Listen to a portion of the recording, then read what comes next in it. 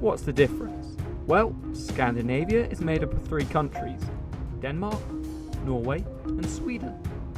While the Nordic countries are described as being these 3 plus Finland, Iceland, the territories of Greenland and the Faroe Islands. The title is a bit misleading, but it's what people are searching for.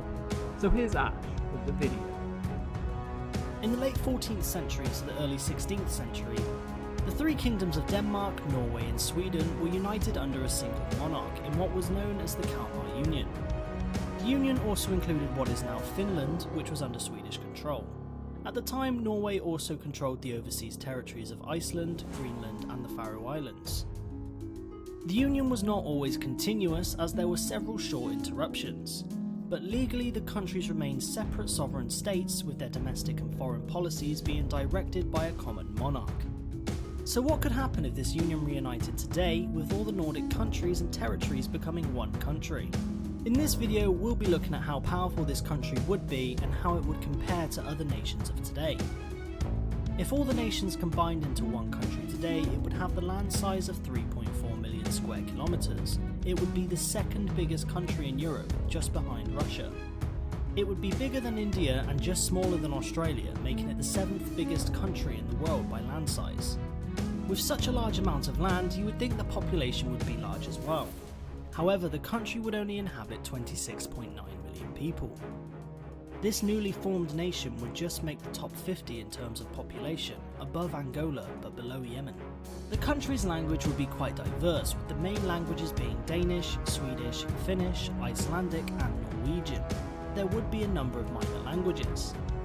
But how powerful would this country be? What if it were to go up against Italy?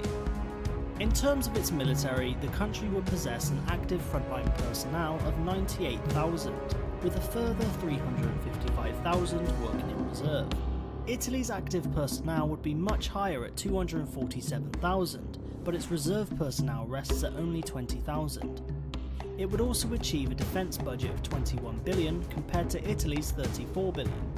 The military would have access to 389 tanks, 5,197 armoured fighting vehicles, 156 self-propelled artillery, 1,021 towed artillery and 58 rocket projectors.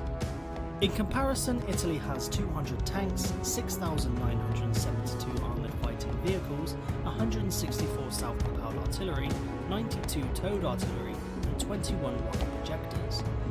Within its air force there would be 205 fighters, 209 attack aircraft and no attack helicopters, while Italy has 79 fighters, 185 attack aircraft and 59 attack helicopters. The country wouldn't have access to any aircraft carriers, but would have 14 frigates, 11 submarines, 9 corvettes, 46 patrol ships and 41 mine warfare ships. Italy has 2 aircraft carriers, 14 frigates, 4 destroyers, 4 corvettes, 7 submarines, 10 patrol ships and 10 mine warfare ships. If we combined the country's GDP, the country would be the 13th richest nation in the world, with 1.4 trillion, above the countries of Spain and Australia.